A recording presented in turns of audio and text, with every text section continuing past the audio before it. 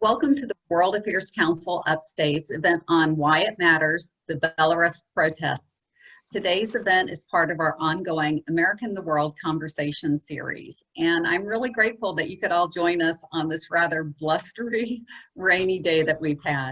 Please excuse us for any technical glitches. We are dealing with many power and internet outages in our area today. But first I want to tell you a little bit about the World Affairs Council Upstate if you're not familiar. We're part of a broader system across the nation of councils that are all dedicated to bringing you nonpartisan, non-political topics, issues that are important to you and the world that everyone can learn from. And we bring them to you in a way that is as academic as possible, with a goal of having you ask your own questions.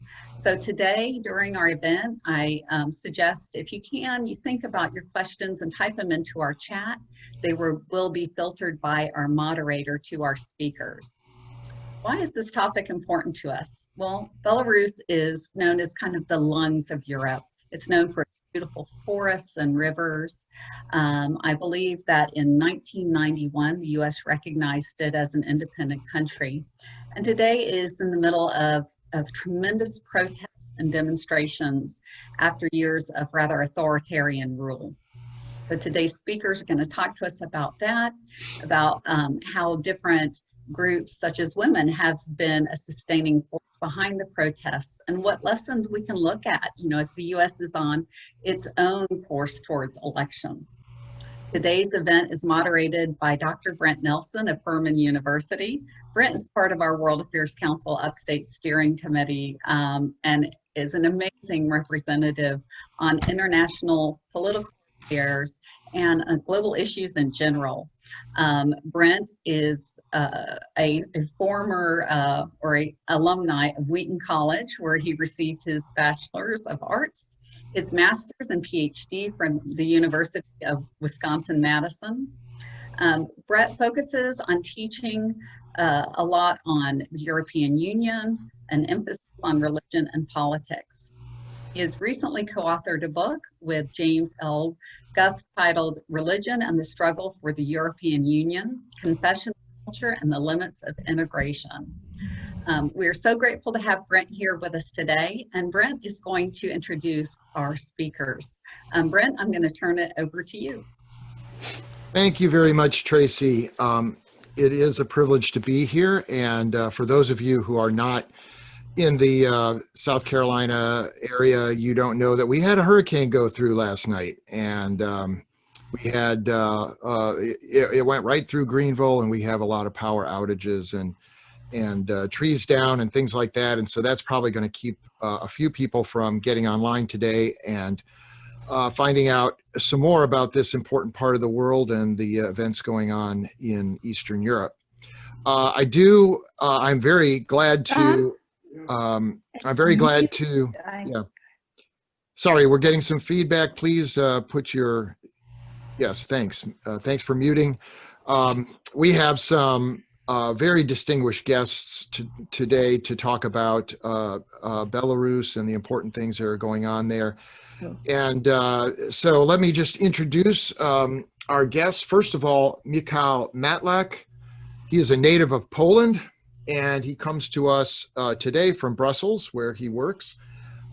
He holds a PhD from the European University in Florence and works as a policy advisor at the European Parliament and is a regular contributor to the Polish magazine Liberal Culture. He also has been a visiting fellow at Princeton University, the Institute for Human Sciences in Vienna, and the Hertie School of Governance in Berlin. So we are very fortunate to have with us Mikhail, who I got to know when we were in Brussels together, and it's a pleasure to have him on. So welcome, Mikhail. It's a pleasure to be with you. Hello. And thank you. And the second person is David DeBatto, and we are very privileged to have him on today. He has a long biography, and I'm just going to hit the high points for you today. He did graduate as an undergrad from Eckerd College and has master's degrees from the University of South Florida and Fort Hays State University. He retired from the U.S. Army in 2004 as a senior counterintelligence special agent. He was posted to Iraq during Operation Iraqi Freedom in 2003 and 2004. He was the team leader of a tactical human intelligence team, and he became a subject matter expert on military and intelligence services of the Soviet Union, Russia, and the Gulf Arab states. After he retired from the military, he has entered the consulting world, where he consults with several NGOs and conducts legal and on the conduct of legal and ethical interrogations and intelligence gathering operations. He is a frequent guest on all of the major TV networks and radio networks in the country, speaking about intelligence. He's also the author of 4 novels. He writes frequently for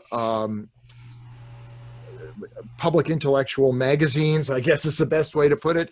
And he's got a new memoir coming out on his time in Iraq called Mr. David. So welcome, David, to our webinar today. Pleased to be here. We are going to start with some short personal reflections on what is going on in Belarus, and I'm going to have the speakers speak in the order in which I introduced them. So Mikhail first, and then we'll go right on to David. So Mikhail, welcome, and we look forward to your comments. Hello. Well, once again, I would like to thank you very much for invitation. I'm really glad and happy that I can share my thoughts about Belarus and also discuss the situation there with you. I would like to start with my first impression after I heard about the first protests in Minsk was a feeling of surprise, because nobody that didn't follow really closely the situation in Belarus expected what happened there. Everyone expected that there will be some kind of turbulences after elections, but the massive protests that were there for many weeks and still are there, it was really a surprising fact, because everybody thought that the opposition in Belarus is pretty weak, that society accepts the regime, and that it will go on forever. But it was not like that. Apparently, the society was not ready to accept the regime anymore, and their reaction was very strong and very courageous, and it was very important, and I would say even emotional for us to see that, because in the Western world that Poland now is things got part of, we notice a certain kind of democracy fatigue, if I can call it like that. We can see that liberal democracy is not anymore the universal model in many places. Even in the US, it's under. We would say that the model is under attack. And in Belarus, we could see the real and very genuine search for democracy, I would say. The society that was really formed by Sovietism, communism,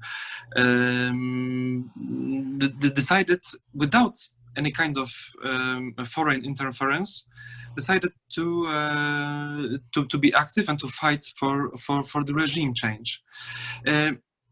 It was and it is a smart fight, I would say. So there are no unrealistic dreams there. It is really a very realistic and courageous plan to change the situation, to democratize the country, to bring it closer to the West. But with they really understand that they cannot change geopolitics, that Russia will be there, and that they have to fight wisely, and that's what they are doing, I think. And this is where us, so the Western societies, or the societies that are really happy to help, should step in and try to step in to be there when they are needed. So first of all, what I think what happened after the elections in Minsk is the real interest of the whole Europe and also the US in the situation there in Minsk. Many of my friends went to Minsk before they were kicked out to report about the situation. We got really close, and also not only us Poles but Lithuanians and then many citizens of European countries, and then the European institutions followed the events really close and established close ties with the opposition leaders. Svetlana Tikhanovskaya, so we'll talk about the opposition, I think, in a second. But as you know, she's the leader of the Coordination Council, leader of the Belarusian opposition, and she was the presidential candidate in this elections. She was in Brussels a couple of times. She's now in Vilnius. She was in many European countries. She's in touch with the Western allies, and that will be still the case for the months to come. The cooperation is reinforced, I would say. They have just last week there was a decision of the European Parliament to grant Tikhanovskaya and the rest of the Coordination Council a Sakharov Prize, so a prize for the democracy fighters. We can see that there is this dynamic that is very strong, and that thanks to the Belarusian opposition, it will be there for many months to come.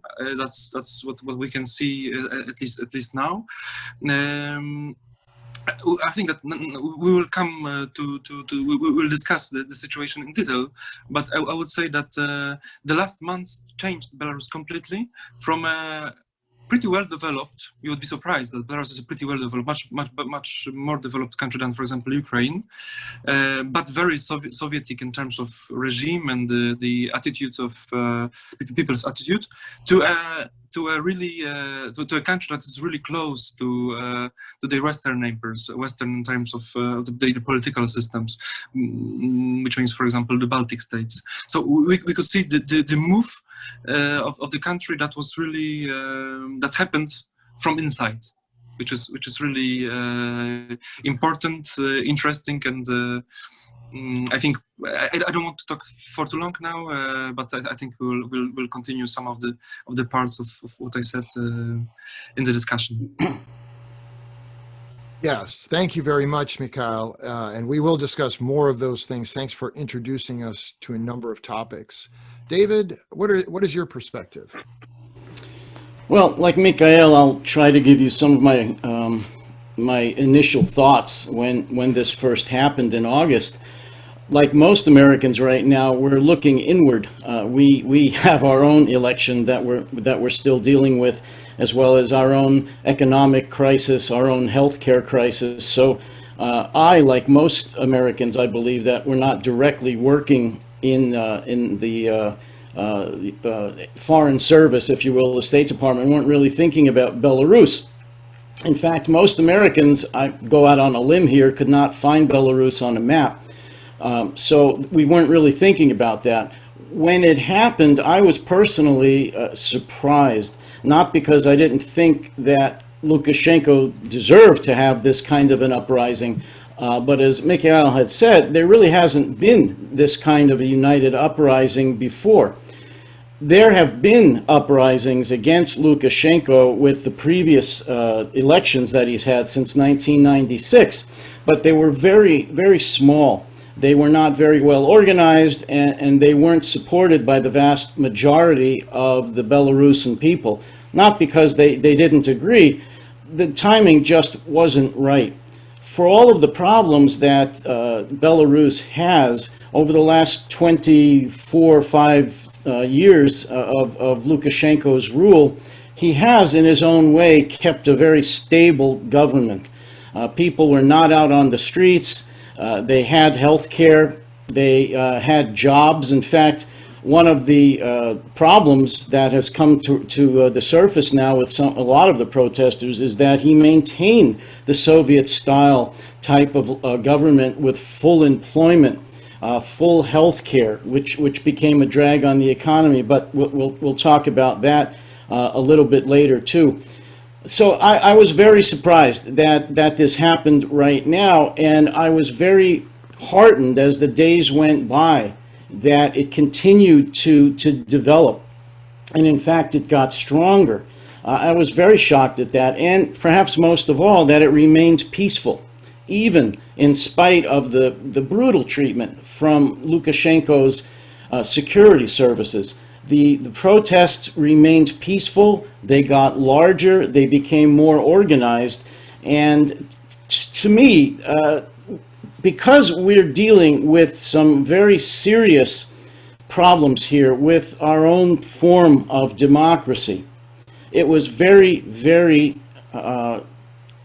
encouraging to see a people who have been oppressed, who are living essentially in a Soviet-style government, to rise up as they did, as a nation, and take to the streets every day to fight for freedom.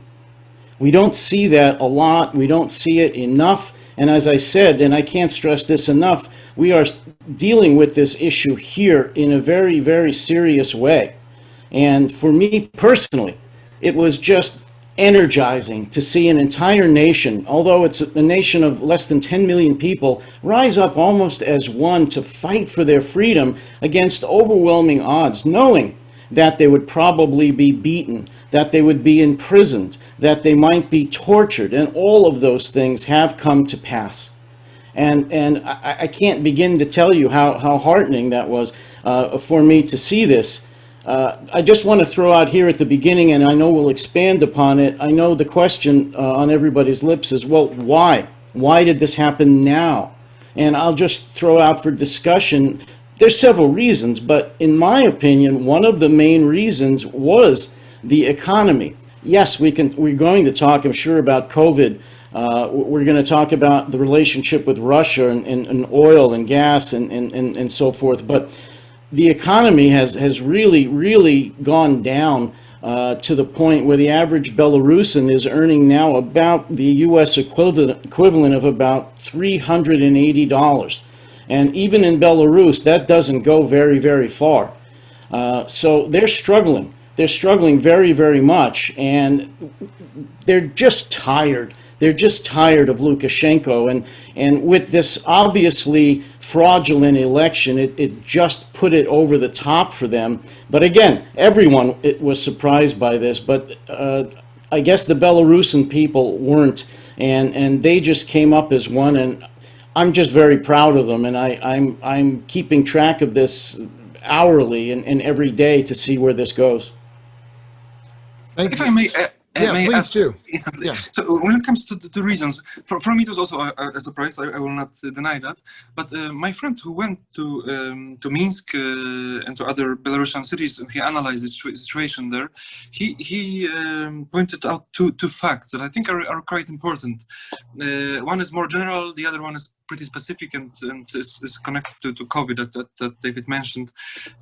So when the pandemics broke out, Lukashenko was lying all the time, basically, and he was lying so clearly that everybody was looking for some kind of information, information not from public media, and the private and so the opposition media became much more popular after March this year, because people were looking for information that's not coming from the government, because Lukashenko was saying things like drink vodka and it'll be all fine, there is no pandemics and so on. People didn't believe it, you know, they were a bit they were too smart to believe it, so they were really looking for information, and they got used to check the independent media. That was always there, but not that many people read it before. And after the pandemic started, they were looking for information, and that might be one of the reasons that developed the habit to check information, and which was on the internet. And the second reason is the new generation for which the internet is a very natural thing, and they knew so much better the Western world, the alternatives to the Soviet system. It was the generation that is now in their 20s, also 30s, that is very much connected with the world. And for them, it was natural not to look only to Russia, like the parents did, but to Western countries and the European Union, to other countries than Russia, to the Baltic states. And that also was probably one of the important reasons, that they really saw a different world, and they understood that they don't want to live in a dictature. If I could, I absolutely agree with everything that Mikhail said, and to just follow up with that, what I meant to say, I believe, was that the economy was a long simmering problem. It wasn't the spark that set this off, for sure, but it was a long simmering problem, and people were getting more and more disgusted with their quality of life. The fact that the coronavirus came about when it did, and as Mikhail said, Lukashenko lied to them, was one of the sparks. They were desperate for information, and as he said, this is a generation that doesn't listen to TV like their parents did, and just listen to state radio and TV and take as gospel everything that the government says. No, they go on social media for the most part. Telegram, for example, has played a huge role in the Belarusian opposition, outlawed as it is, and that's where they get their information. And they weren't about to believe the fact that they should drink vodka, that they should go to the saunas, that they should play hockey and ride a horse to get rid of the coronavirus. In fact, that was a slap in the face, which really put them over the top. And as Mikhail also said, this is a very technically savvy and well-educated younger generation in Belarus. It's kind of ironic because Lukashenko himself is responsible for building an area in Minsk called High Tech Park, in which many foreign high-tech companies have come and have built headquarters and buildings for which many thousands of Belarusian well-educated young people are working. So we're talking about a generation that doesn't trust the government anyway, is more educated than any previous generation, is more technically savvy and more likely to go on social media than the state radio or TV for their news. And this was just a perfect storm when the coronavirus came around to ignite because of the feelings that were there anyway, the distrust of Lukashenko, the just being tired of the lifestyle, the Soviet lifestyle, and the lies from Lukashenko. So this spring and summer, it just exploded. There was a lot of reasons that this happened. Mm-hmm. Let me direct this question to Mikhail here. How you mentioned that the protests this time were certainly different because they were bigger. But are there other differences between this set of demonstrations and past protests when Lukashenko, also manipulated the election? Well, they were much bigger, which is a huge difference. They were much more persistent. So they until now, basically last Sunday, again, 100,000 people was on the street of Minsk. It's really it has never happened before. It was also bigger in terms of so it didn't happen only in Minsk or Grodno, the biggest cities, but also in smaller cities. So basically, the whole Belarus was protesting. Of course, not whole, because we have this feeling, and we have this tendency also in Poland to say that the whole Poland protested against communism. It was not entirely true, of course. Even in the moment when the number was the highest, it was in Poland, and I guess in Belarus it's pretty similar, around 30% maximum of people protesting. But it's of course a lot because as David said, the terror measures were really put in place by Lukashenko very quickly, and that's why I think would like to add that these protests were smart, and they really tried to somehow to find ways to protest, even if the conditions were really difficult because of terror, because of the various measures undertaken by the regime. So the regime started with this terror, which was terrible, but it didn't last so long in the first weeks, because then Lukashenko changed the strategy. Then he tried to kick out people from the workplaces, for example, to try to also act let's say more in a more smart way. But here people also organized themselves. They helped people who were kicked out, for example. They tried to create a kind of official or unofficial union that would help people who had problems. They tried to also to encourage the people working for the KGB, for various secret services of Lukashenko, to leave the service, to disrupt the work of the secret services and the regime. So I would say they were much bigger. The protests were much bigger. They were much more persistent, and they were much smarter than they were in the past. But of course, the main difference is the scale, and that allowed people to also change the strategy, to think about the possible next steps. The other difference that we will discuss also later, I guess, but the other big difference is the role of women, of course, that you also mentioned in the questions you sent us before the debate. But it was really a revolution of women. Also because men were in prison, of course. Svetlana Tikhanovskaya, the presidential candidate that ran against Lukashenko, is a wife of an opposition politician. So she's a person that didn't consider herself a politician at all.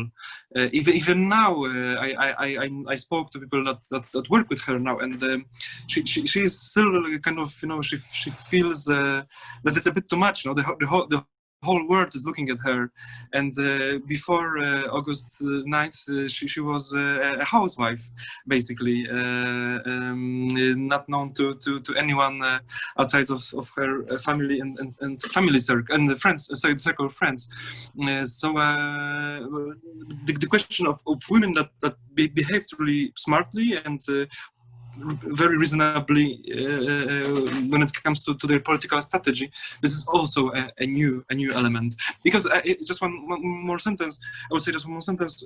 In the past, there was always a candidate, an opposition candidate. These were men normally before, but they never managed to mobilize so many people and to really keep the opposition going for so long. So this is the big difference, that there was also always an opposition candidate in the previous elections, but now it's because of the scale of the protests, the role of this candidate is just much bigger. And Tikhanovskaya is called by the Belarusian opposition the president of Belarus. Mm-hmm. Which is also a new element. I would like to add what Mikhail said about this being smarter. One of the things that the opposition has done, which is just brilliant, is that it's decentralized. In the past, there usually has been one or just a very few leaders in the opposition. And usually within the intelligentsia, there was never this huge groundswell of people, the average people in Belarus. So what's unique now and very successful so far is the fact that there really is no leader. Yes, Svetlana is the leader for the public, but she's not really the leader. She has deputies. She has other people that are equally as important, if not more so, at the local and regional level. So the old tactics of Lukashenko, and in fact all authoritarian leaders, which is to cut the head off of any group and watch them just disappear, didn't work. He tried that. In fact, he did arrest her early on, forced her to read this confession at the KGB headquarters, and then she left the country, where she is now in Vilnius, Lithuania. and some of the other, one or two of the others, Maria is in prison, I believe, right now, still in detention, and two others are in Poland, and Svetlana Alexeyevich is still under house arrest, I believe, Nobel laureate. She's in Germany now. She left the country. Oh, did she leave? Okay, yeah. So he tried that. Lukashenko tried very, very hard to cut the head off the opposition, but it doesn't work. When you're decentralized like this, there is no leader, and that has worked brilliantly so far. And in my opinion, and something Mikhail also said, this is the first time in at least Belarusian protest history that there's been so many women involved. It can almost be called at this point a women's protest. It was just incredible for me to see the women marching almost from the second or third week, wearing white, carrying the red and white historic flags of the Lithuanian duchy from the past, and basically putting themselves in harm's way before the security services. And in my opinion, one of the strengths and one of the reasons that they are decentralized is that women, not all women, but women tend to be able to want to share more. They don't want always to take the spotlight, where men, in the past at least, have wanted to be leaders. They're fine with having different leaders and having this decentralized. And again, this has worked brilliantly. And with the Soviet Union, with the KGB, with the security services, there's no one to go after. And they've tried, short of just mass arrests, which they're doing also, and torture. But two of the things that they've done is the decentralized effort in the opposition, the huge role of women in this, which has never happened, and the groundswell of the average person, as opposed to just concentrating in the intelligentsia in small numbers, which has happened previously with the smaller protests inside of Belarus. I've got a couple of questions from the chat here that I think would be really...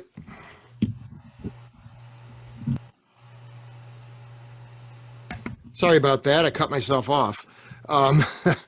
The chat, there are a couple of questions here in the chat. One is about the role of social media, and I think Mikhail has already mentioned that, so I'll toss that out to you. And then the other one has to do with elections. I know Lukashenko is actually, if I believe correctly, he's talked about Western influence. Now, I don't know if he said that about the election specifically, but if we could talk a little bit about elections.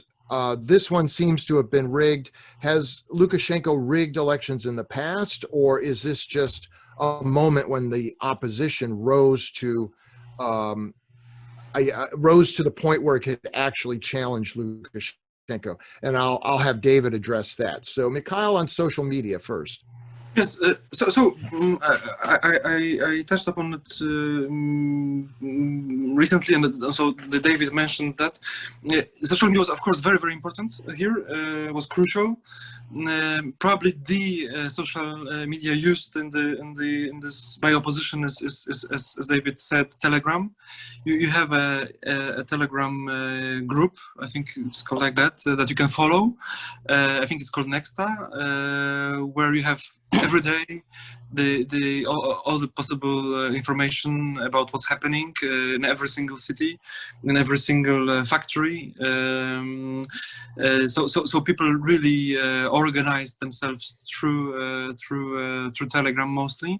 Also to a certain degree Facebook and Twitter, but most Telegram, because I think it can be it's much more difficult to control it. I think there were attempts to control it by Lukashenko, but of course for such a small country it's very difficult to do it. He doesn't have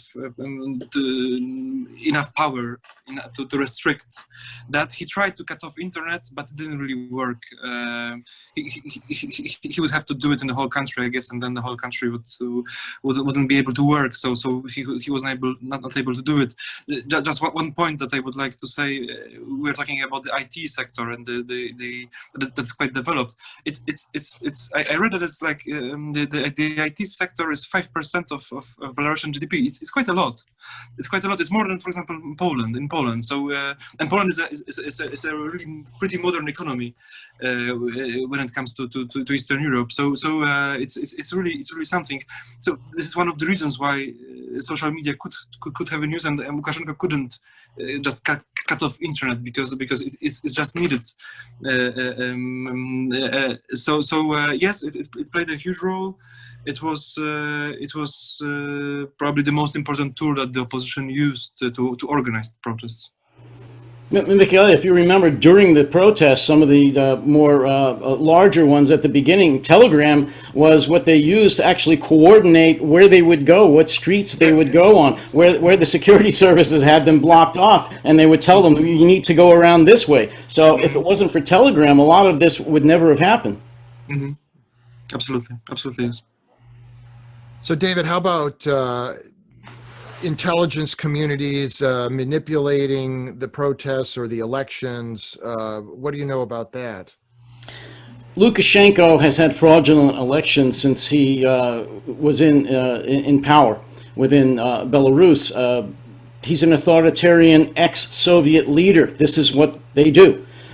He uses essentially the same playbook that Putin has used since he's been in power.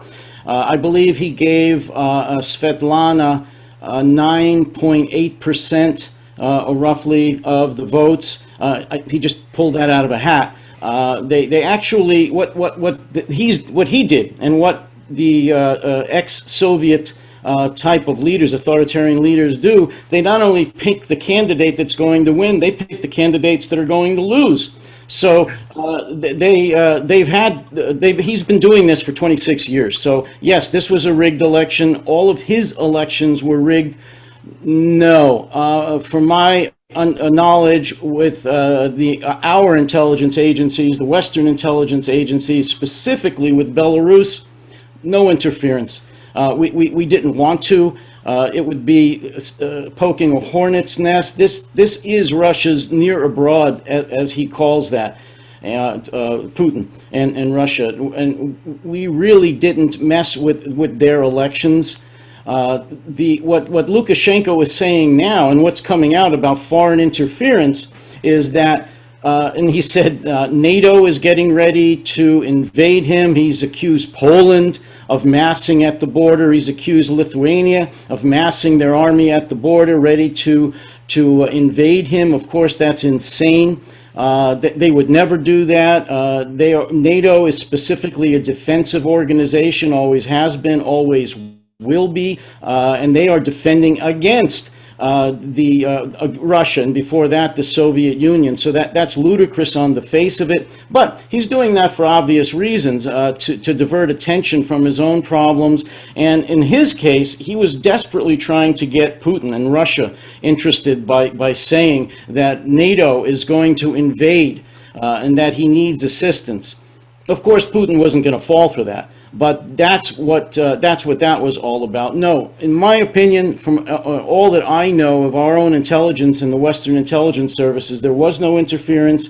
There is no interference now. And of course, there is not even a shred of evidence or desire for the West to invade or in any way influence what's going on in Belarus. Now, sanctions are something else, but in terms of interfering with the elections and out-and-out military or intelligence actions, no. This also comes from the chat, and it pertains to what we're talking about here. If we're thinking about America's approach to the Belarusian events, there seems to be almost radio silence. Tracy Fries said that Pompeo made a statement about securing freedom in the heart of Europe and didn't even mention Belarus. Is that because we're trying not to ruffle Putin's feathers, or we just don't care? What do you think? And then I'll pass it on to Mikhail. All of the above. I think that Trump's or this administration's initial reaction to anything like this involving Russia is to give Putin the benefit of the doubt, and as you said, not to ruffle his feathers. Our military, our State Department, our intelligence agencies know how important Belarus is to Russia, historically, culturally, and economically. So they definitely don't want anything negative to do with that. As far as radio silence, I agree with that. I think that's wrong. We don't have to take military or intelligence or economic actions to speak out against this. Well, I believe we should have absolutely denounced this fraudulent election. We should have absolutely come out and supported the Belarusian people when this first started. We absolutely should have denounced the brutal tactics by the Belarusian security services and the torture and imprisonment of the opposition. We didn't do that. That was wrong. The reasons for that, I think, again, are all of the above. We've also taken a very different approach to foreign affairs over the last 4 years. So that again, it's a very complex issue. I believe we should have spoken out. There wasn't a lot we could have done about it, but speaking out certainly was one of them, and certainly we can and should work with the EU on sanctions now and in the future against Lukashenko and in support of the Belarusian people. Mm-hmm. And Mikhail, you're the one that's right there in the EU, and this is the EU's backyard. So explain to us what the EU has been doing about this situation. Yes, so I would say that it didn't do enough, and the EU is, of course, a big, complicated organism that is trying to act together on this issue, but also, of course, there are member states, big European countries that are playing their own games in Belarus. So first of all, the European neighborhood, so the countries that are close to the EU border but are not part of the EU, are invited to be part of so-called Eastern Partnership. And this is the structure proposed by Poland 10 years ago by a pretty well-known Minister of Foreign Affairs, Radosław Sikorski. And this is a structure that is kind of designed to help the Eastern European societies be linked with the West, so to say, and that is one of the structures that was in place, and because of that there was a kind of we can say a regular contact with the opposition, also with the government. The EU played different games in different times, so to say, with Belarus. There were moments when it tried to cooperate with Lukashenko, thinking that nothing will change there, that nothing will happen, and that we have to try to keep Lukashenko as far from Putin as possible. Of course, it's not too much as possible here, but to show him that we can support him if he doesn't go always with Russia, let's say. So I would say that this was one of the major. Now we can see that it was one of the major mistakes, but it was probably the dominant position of European countries in the EU before the elections.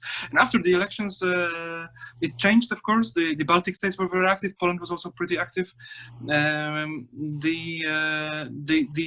decision of the whole EU to sanction, for example, the Belarusian KGB leaders and Lukashenko himself came only recently, so pretty late, I would say. There is now a discussion about the big assistance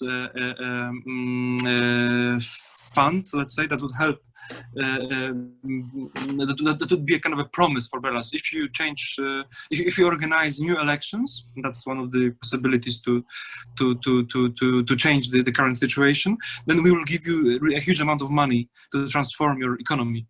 If this happens, if this promise is in place, I think that it would mean that the EU did its job, of course.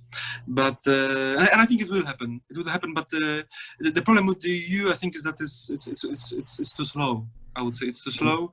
It's probably taking right decisions, but it's unfortunately pretty slow. And so we have to really hope that the opposition will will be really strong and will fight until it gets the changes it wants.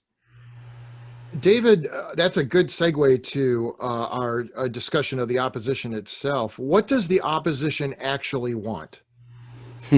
First and foremost, they want Lukashenko to go away. They actually say this in their chants, go away, go away. They really want him gone. They are just sick of him. They want him to go. Secondly, they want new elections. They want, right now, there is what they call a transitional committee. And when, and they hope this is when, Lukashenko departs, this transitional committee, of which Svetlana Tikhanovskaya is the head right now, will come back, and they will oversee the transition to new elections. And once that's done, then Svetlana says she's going to vacate. She has no desire to actually be the president and rule over Belarus. So what they want is Lukashenko to leave. They want the caretaker or transition government to take over in the interim, and then they want new elections. And let me just throw out here, because we haven't touched upon this yet, and I think it's very important. The Belarusian opposition and the protesters, for the most part, are anti-Lukashenko. They are not anti-Russian. And I think it's very easy for people, at least here in the United States and possibly in Europe, to make that mistake. Because this happened in Ukraine. This is not the Maidan, the protest in Kiev specifically against Russia.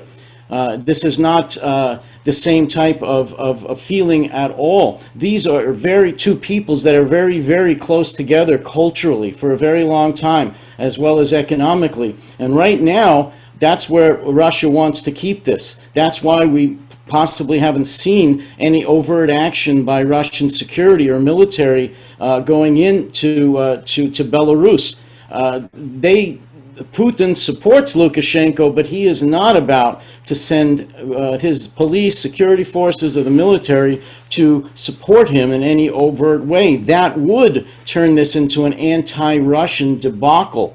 And that's the last thing that Putin wants right now. He has his hands full with all kinds of internal problems, economic issues, COVID, his external jaunts in Syria and Crimea and Donbass and Libya and on and on and on. So he doesn't want his neighbor in the near abroad to turn against him as he did in Ukraine. So again, I just want to make that clear. This is an anti-Lukashenko protest, and they want him gone, and they want new elections.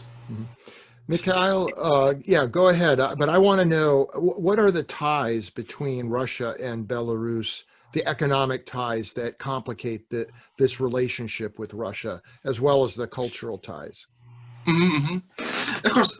So, well, the ties are extremely strong, of course. Russia is to a large degree financing Belarus.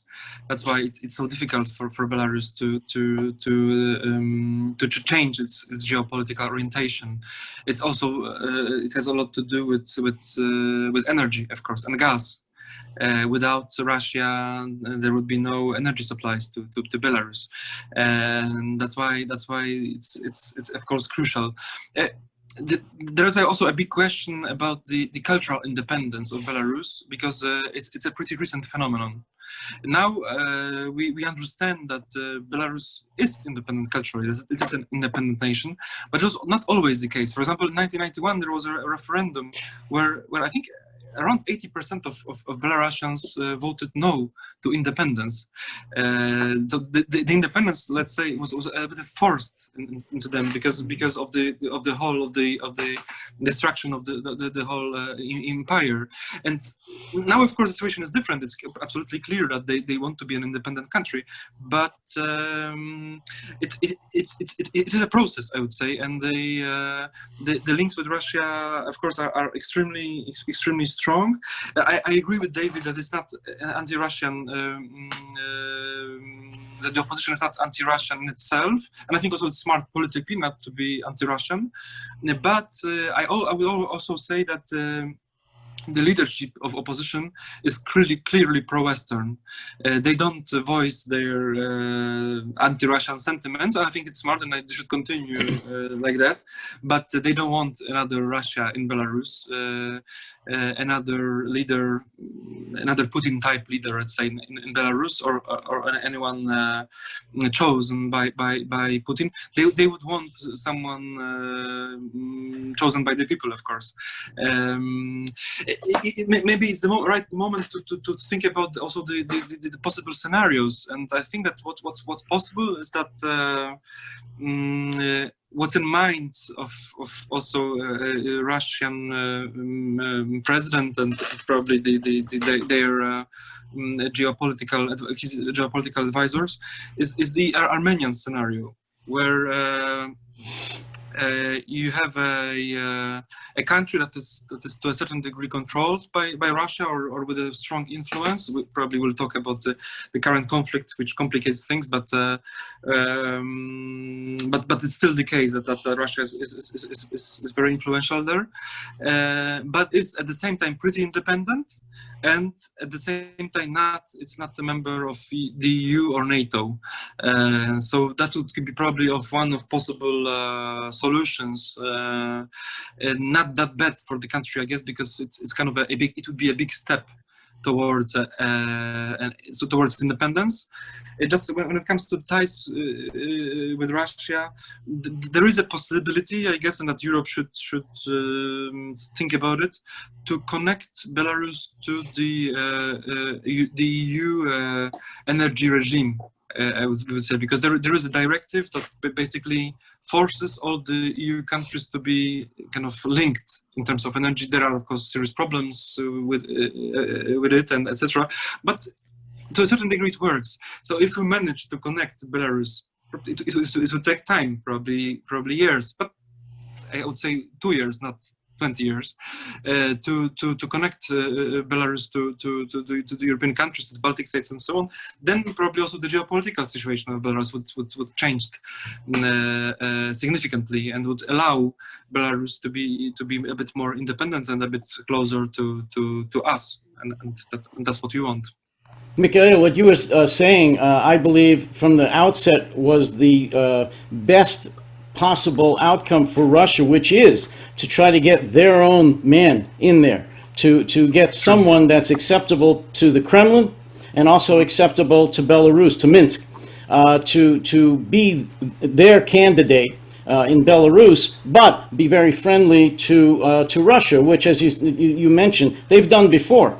That's what they're good at. However, over the last few weeks, I've been wondering whether that's even possible.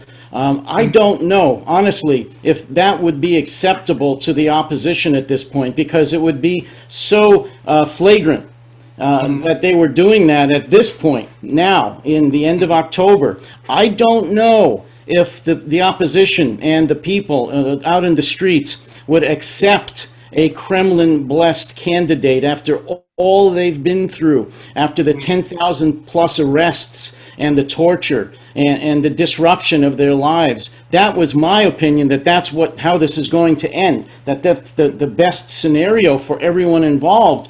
I'm not so sure now that that's even possible.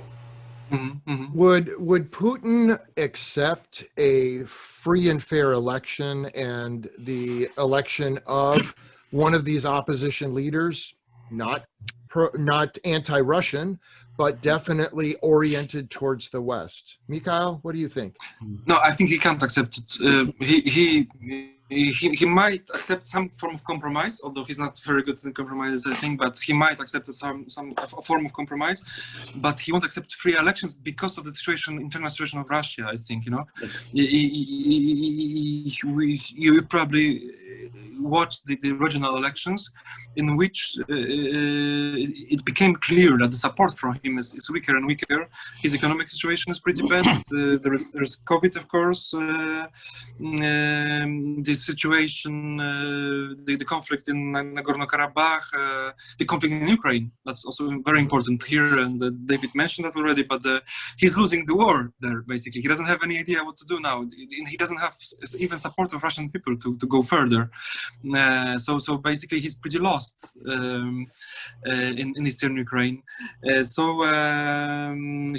is in a bad situation, and accepting free elections in Belarus would be a sign of weakness, I guess. So there must be, I guess, the best option for him, as you said, someone that is to choose someone that is acceptable for him, a compromise candidate. It would be really a very difficult political task for the opposition to propose someone that is acceptable for the opposition and at the same time acceptable for Putin. That's one technical thing that I would like to mention, is that there is going to be a constitutional reform in Lukashenko in Belarus, and Russia is pushing Lukashenko to do that, because I think that Russia sees that it's a possibility to calm the situation down in Belarus, and I think it will be very important to the design of the constitutional reform will be very important for the possible next elections, because this would give the opportunity for the regime to give some room for maneuver to the opposition. I'm not sure if Lukashenko is ready to do that, but this would be the opportunity to do that. He might be also forced by Russia to do it. This we don't know, but this is kind of a next step that will happen in Belarus, and it might be, it might not be, but it might change the dynamic of the situation. I'd like to emphasize that it would be tantamount to almost political suicide for Putin to agree to a Western-leaning candidate, someone who would be clearly popular with the Belarusian opposition, but clearly looking towards the EU and NATO, because this is a mirror of what's going on in Russia right now. Believe me, the Kremlin is looking at this with the thought of this could be us next. There's still a lot of protest going on in the streets in the far east of Russia right now that Putin is looking at very, very seriously, something that's unprecedented during his regime. Tens of thousands of people in the streets. Mikhail mentioned Putin's popularity right now is the lowest it's been, I believe, in the 20 years that he's been in an office. It went below 60% recently, which for him is staggering. It's usually around 90%.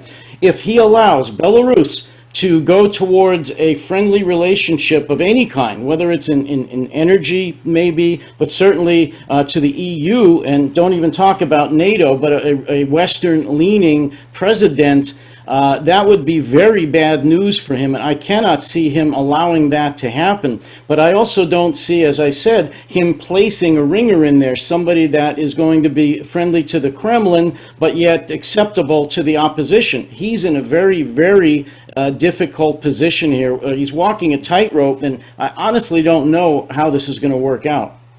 Yeah, you're not making me very optimistic about how we can get through here. And this does lead me to one of the questions in the chat, and it has to do with violence. Now, we know that Lukashenko has used violence, but the opposition seems to have taken a nonviolent approach. First of all, is that true? I may not know everything about all the protests, but the second thing is, could that change if there is no way forward for an opposition candidate to run in a free and fair election? Mikhail, why don't you take that first? It's true.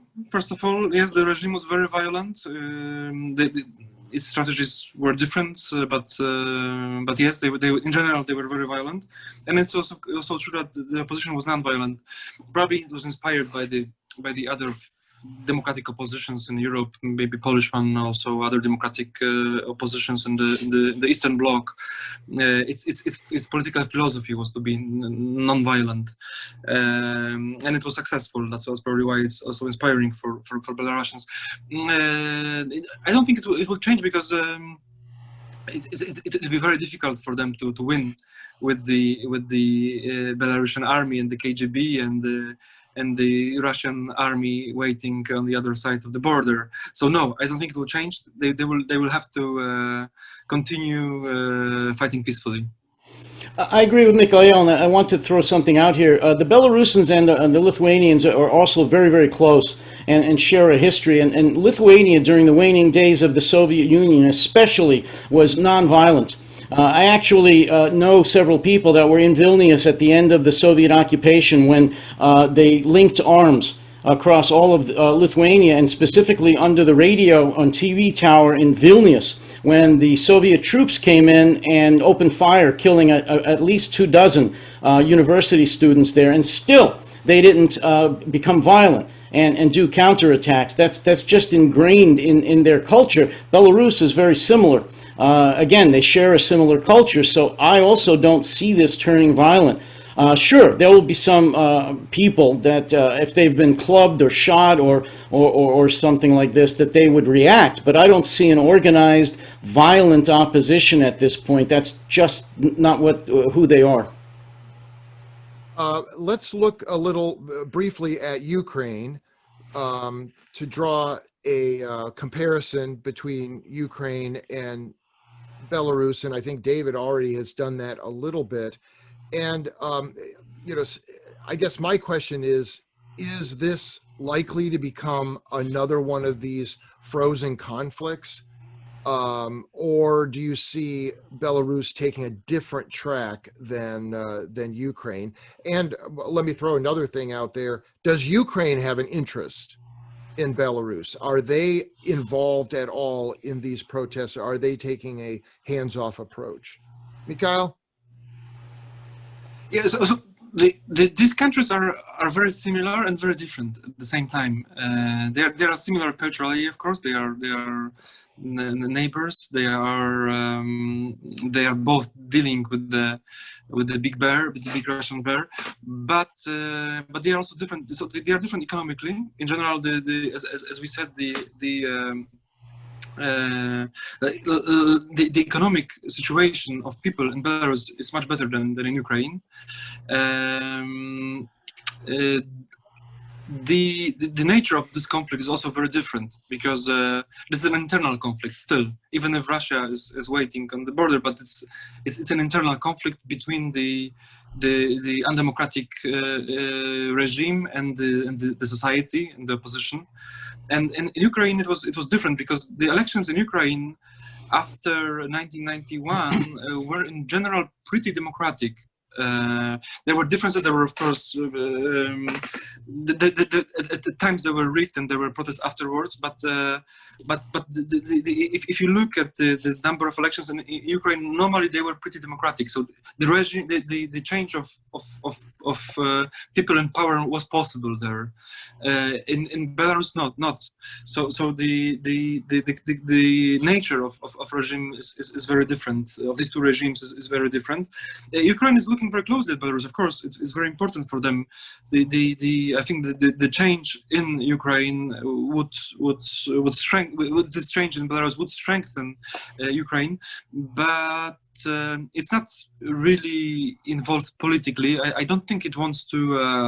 The situation for Ukraine is really complicated with the war and the whole cultural and political and economic transformation of the country. They are drowned in their own conflicts, their own problems, I would say, and they don't.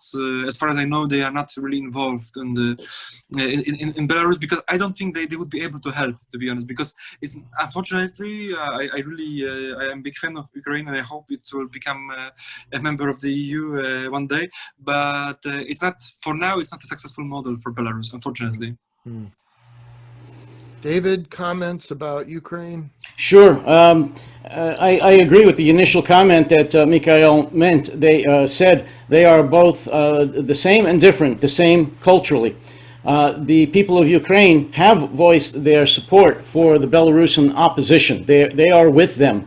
But as Mikhail also said, they have enough of their own problems. Right now, Ukraine has severe economic problems, not to mention that they're fighting a two-front war with Russia in Crimea and in Donbass in eastern Ukraine. And look, the situation is very, very different. Belarus essentially never got over being a Soviet satellite. They have essentially been a Soviet state in all ways but name since 1991. They still have the KGB Everything about them was Soviet. Ukraine, from their first day of independence, looked towards the West. They tried very much, desperately, and still are, to being part of NATO, to being part of the EU. That was always their goal, even through different presidents and oligarchs that might not have wanted to do that and still had sympathies with Russia. Ukraine has always looked west. Belarus has not always looked west. They've pretty much always looked east to the big bear, to their big brother in Russia, who has supported them financially, as Mikhail said, most importantly, with energy, natural gas and oil, which he stopped doing now, which is another part of their economic problem. Putin was subsidizing, to a large degree, all of the energy needs of Belarus. Putin and Lukashenko had a falling out a while back, a year or so ago, and he cut off that subsidy, which was not very good for Belarus. In fact, it's a disaster. But to answer the question about Ukraine, no, I don't see them getting involved in any way other than emotionally supporting the Belarusian people, because economically and certainly militarily, they just don't have the ability to do it, and they have some very severe problems, both economically and militarily, in their own country. They've lost a big part of their country already in Crimea.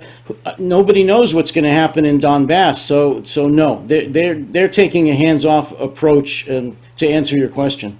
Okay. Well, let's wrap this up. So, Mikhail, do you have any last comments? Something we have forgotten to include? What do you think? Well, I would say maybe one thing that I forgot to mention before is that it's true what David said, that basically all the elections were rigged, also before the last one.